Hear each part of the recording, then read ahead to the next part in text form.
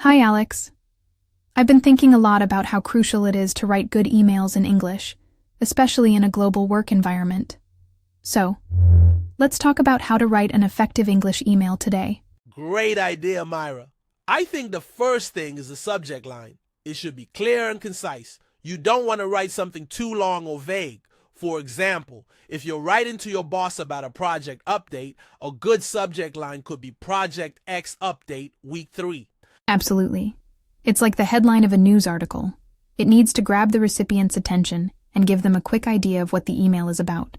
What about the salutation or the greeting part?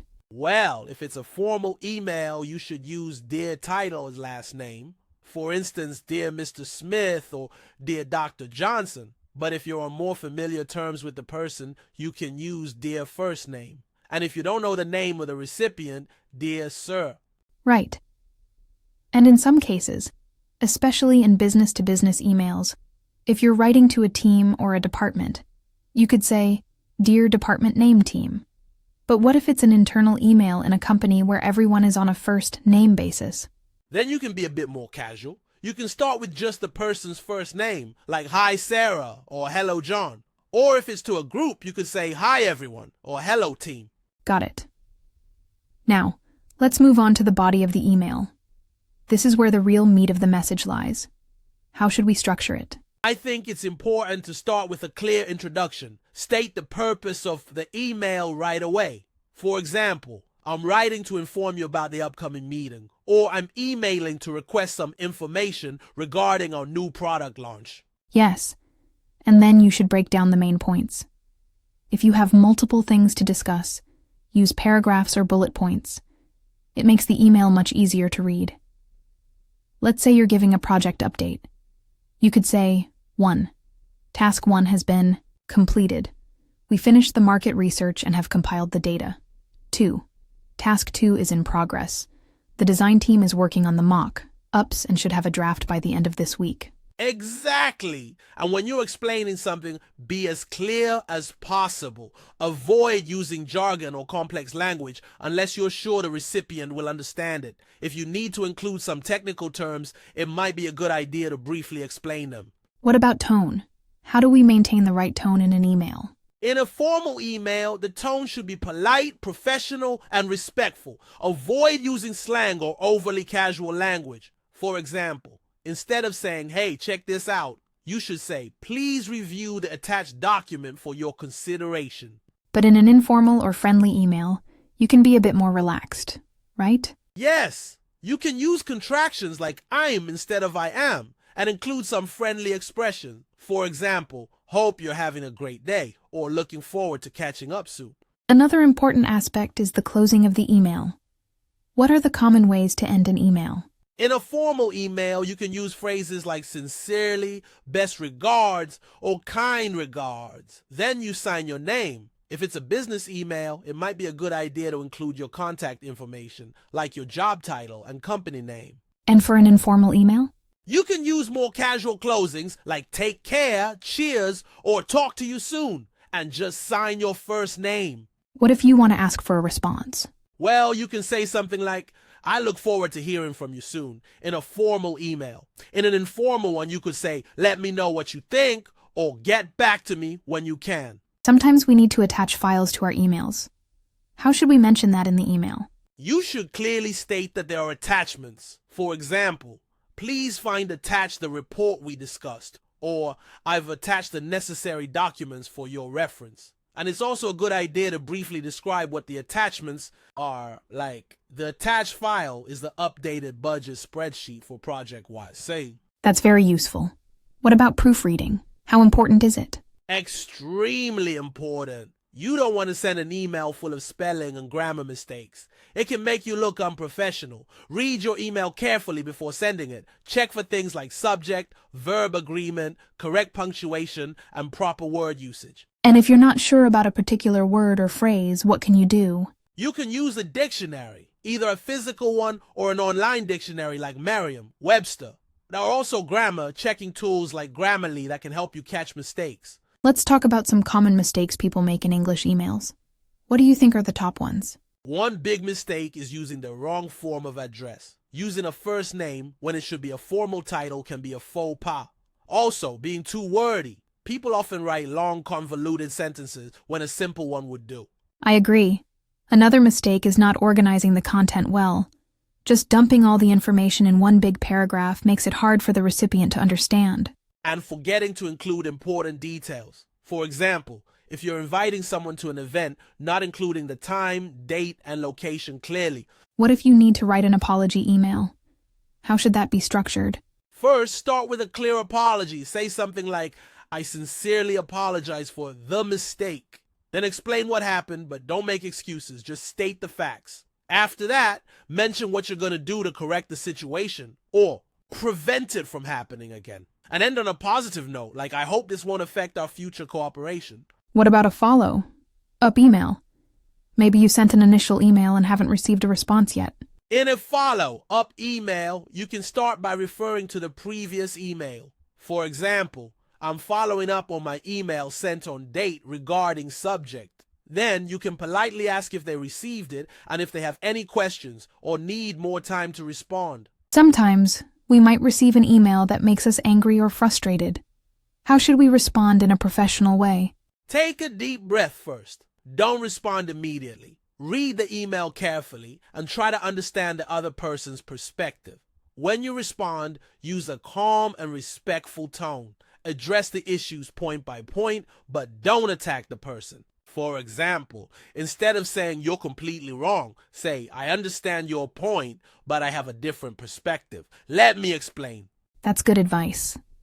Now let's say you're writing an email to someone from a different culture. Are there any special considerations? Yes, definitely.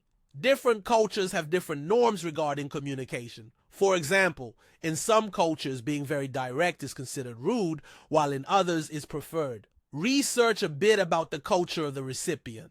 Also, be aware of different holidays and don't expect an immediate response if it's a holiday in their country. And if you're writing in English to someone whose first language isn't English, what should you keep in mind? Use simple and clear language. Avoid idioms and complex metaphors. Also, make sure your sentences aren't too long. Break your thoughts into smaller, more digestible chunks.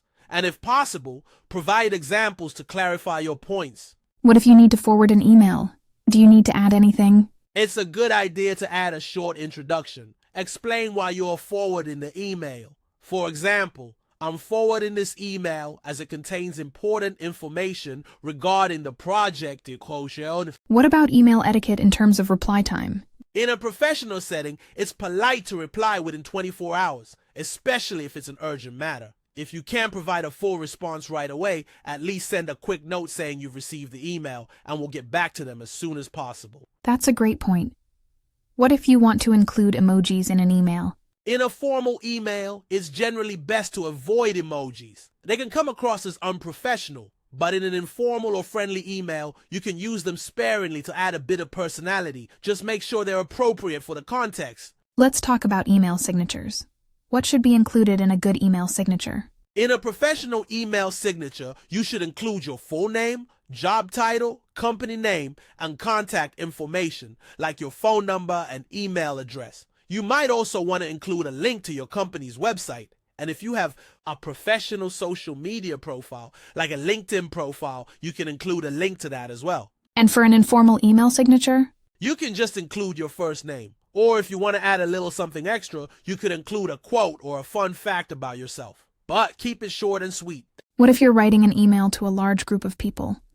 Are there any special things to consider? Yes. First, make sure the subject line is relevant to everyone in the group. When addressing the group, use a general greeting like "Dear all" or "Hello everyone."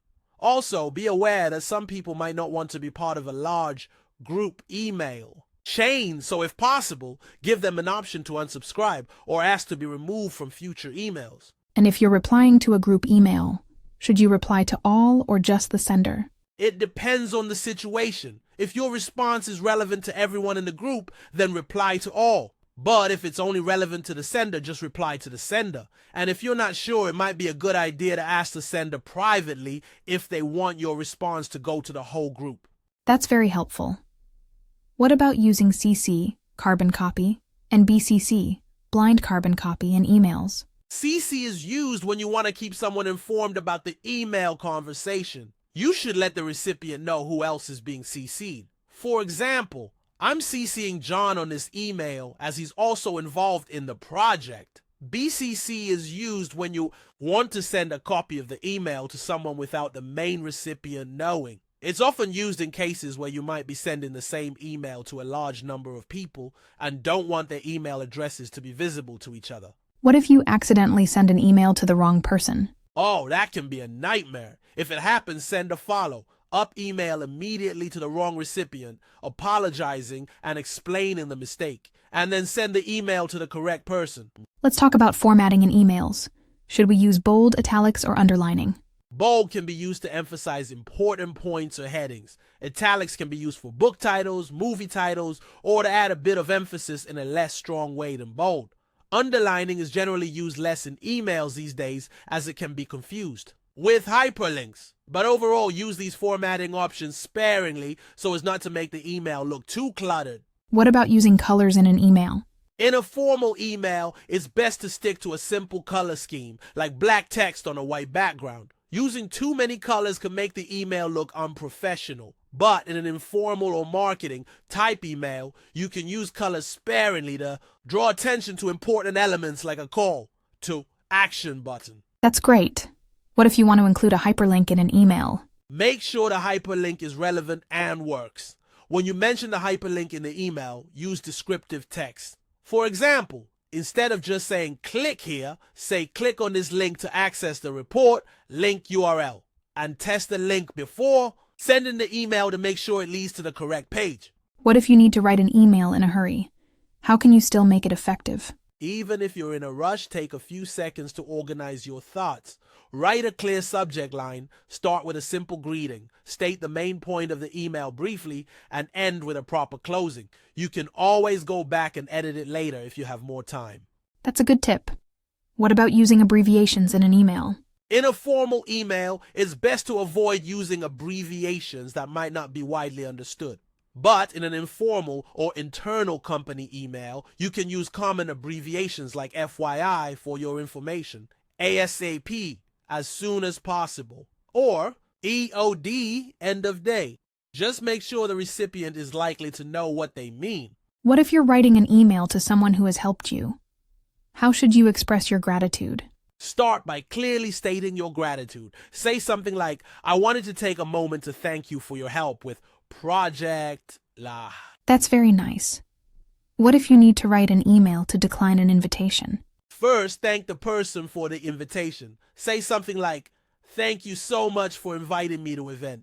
Then politely decline. You can say something like, unfortunately, I have a prior commitment and won't be able to attend. And if possible, add a positive note like, I hope the event is a great success. What if you're writing an email to ask for a favor? Be polite and respectful. Start by explaining who you are, if the person might not know you well, and then clearly state the favor you need. For example, I'm your name from department and seeds. That's excellent advice. What about using humor in an email? In a formal email, it's risky to use humor. It can be misinterpreted. But in an informal email with friends or colleagues you know well, a little bit of appropriate humor can lighten the mood. Just make sure it's not offensive or too over the top. That makes sense. What if you need to write an email to a potential client? It should be very professional. Start with a personalized greeting if possible.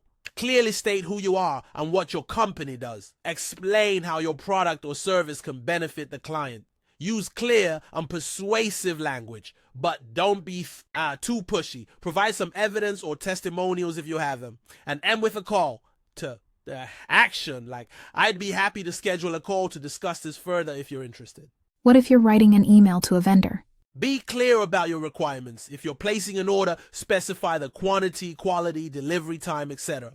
If you have any concerns or issues, state them politely but firmly, and keep the lines of communication open for any follow-up questions or clarifications. That's very practical. What about using templates for emails? Templates can be really useful, especially for common types of emails like meeting invitations, follow-up emails, or response to frequently asked questions. but make sure to customize them for each specific situation. Don't just send a generic template without adding any personal touches. What if you need to write an email to your boss? Keep it professional and respectful. Use a proper subject line, a formal greeting, and a polite tone throughout. Organize your thoughts well and present your ideas or updates clearly, and always end with a positive note like, "I'm looking forward to your feedback," or "Thank you for your support." That's good to know. What if you're writing an email to a subordinate? You can be a bit more friendly, but still maintain a professional tone. Be clear about your expectations, give instructions if needed, and offer support. For example, "I know you're working on project. If you have any questions or need any resources, don't hesitate to let me know." That's very helpful. I think we've covered a lot of ground on how to write effective English emails. Yes, we have. And remember, practice makes perfect. The more emails you write, the better you'll get at it.